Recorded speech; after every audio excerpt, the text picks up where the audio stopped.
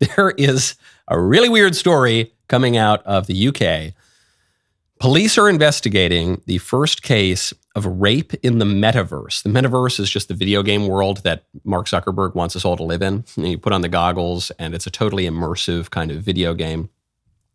According to prosecutors, a child, a girl under the age of 16, was attacked in a virtual reality video game, and she was left distraught after her avatar was gang raped by strangers online. Now, the report goes on to make clear that the girl did not suffer any physical injuries. Obviously, she was just wearing a headset in a video game. But prosecutors say she suffered emotional injuries, and they're going to investigate this as some kind of sexual crime. And a lot of conservatives are making fun of this. They're saying, are you kidding me? She should have just taken the headset off. Are you kidding me? It's just a video game. Grow up. Are you kidding me? She doesn't have any physical injuries, so there's no crime took place. To which I say, that's the most liberal take I've ever heard. Are you kidding me? You think that the only kind of crime that can take place is a physical crime? You think that what we do online is morally neutral? That we shouldn't be held accountable for what we do online? Are you kidding? That's what the libs think. That's not what the conservatives think. Absolutely, these guys should be investigated. I'm not saying it's identical to rape, but it's not totally dissimilar. Why is rape bad? Why is rape a more serious crime than any other kind of physical assault?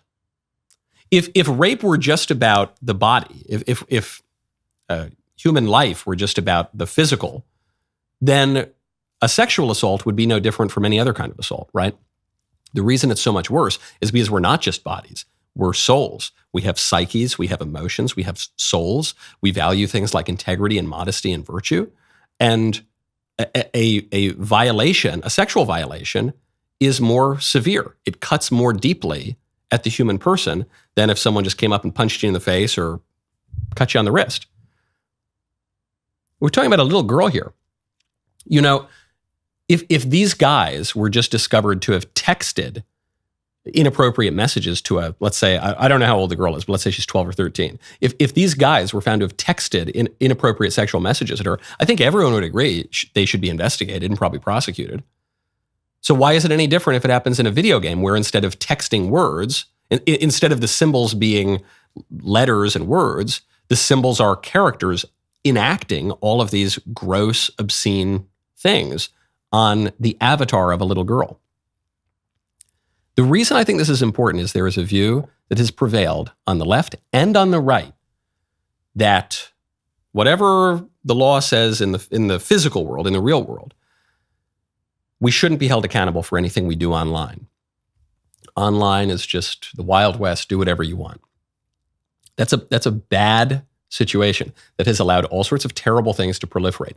Lots of online crimes, obviously the now ubiquity of pornography, sexual acts that you would never tolerate in the real physical world. Everyone is allowed to indulge in and encouraged to indulge in online all the time. Vicious kind of speech to one another, vicious, often threatening, sometimes illegal speech. We just encourage that. You would never talk to someone in real life the way you talk to someone on Twitter. Online, it doesn't matter. I think anything that allows us to recognize that what we do online is real is a very good thing. And I think the girl probably is somewhat scarred. Maybe not quite as much as if she were attacked in the physical world, but totally immersive virtual reality is a pretty close simulacrum, especially for people who aren't fully developed. Go investigate these guys. There's also this question, why was she even playing the video game in the first place? Where were her parents? Did these guys know she was a kid? Maybe not. You're just talking about little avatar characters. But nevertheless, investigate this. Put some guardrails on this. If someone is living in the metaverse for, let's say, an hour a day, 2 hours a day, 4 or 5 hours a day, and they're behaving like a total satyr criminal, psychosexual sadist, and then they take off the goggles and they go out to the real world, our modern liberal culture says, well, we can easily compartmentalize those things. But any serious study of human nature says, no, you can't, because you're crafting your very desires, your behaviors, your way of viewing the world, your way of viewing women, your way of viewing people, your way of viewing yourself in the world. You're crafting all of that with how you spend your time, how you fantasize, how you engage, even if it's in virtual reality.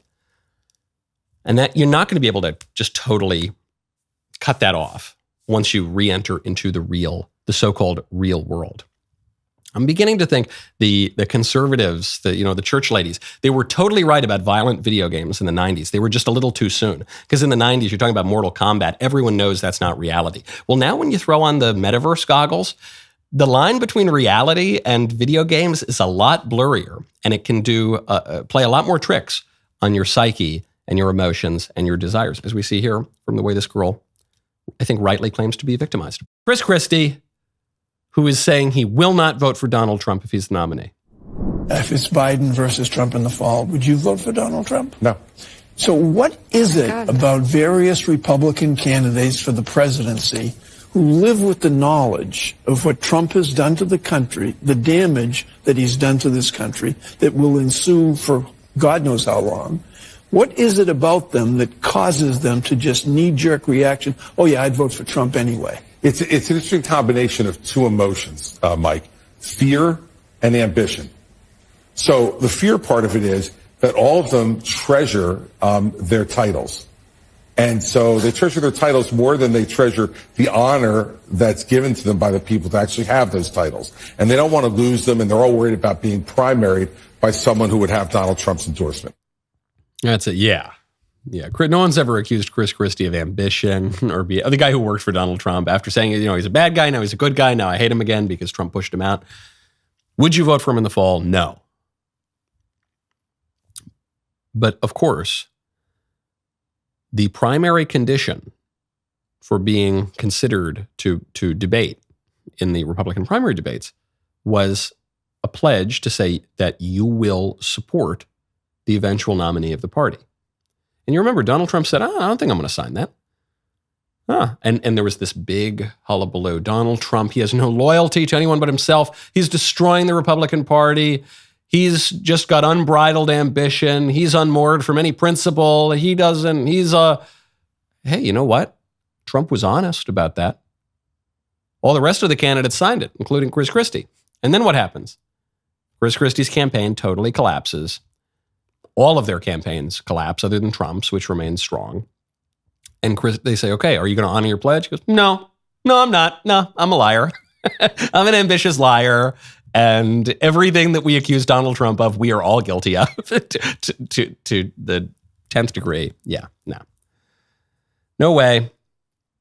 It reveals these guys to lack what was supposed to be the distinguishing feature between them and Trump, which was integrity, principle, care for the party, ideological mooring in something solid. But they don't have that, especially not Chris Christie. Perhaps it's unfair to say the same about the other candidates. Certainly not Chris Christie, who was supposed to be the chief Trump antagonist. Anything you could say about Donald Trump, any accusation that you could make against him, any insult you could throw his way, applies 100 times to Chris Christie. So it doesn't work. So the holier than thou campaign, the sanctimonious campaign, which is in part why that line, that word, that nickname for Ron DeSantis, while it might not have been fair for DeSantis himself, and while it might not have been the easiest to roll off the tongue, it's why it was a good choice of words to use against Trump opponents broadly, is because that has been the chief tool for the anti-Trump campaigns, going back to 2016. The sanctimony. Well, this Trump, he's a ruffian, he's so immoral, he's so terrible, he's so this, that. But consistently along the way, it's true on the Republican side and the Democrat side, consistently along the way, we found out that Trump's opponents don't often seem to demonstrate much more principle than he has himself. Often they demonstrate far less. Man, what a great clip that was. Now, hold up, ring that bell, subscribe to the Michael Knowles YouTube channel. See you next time.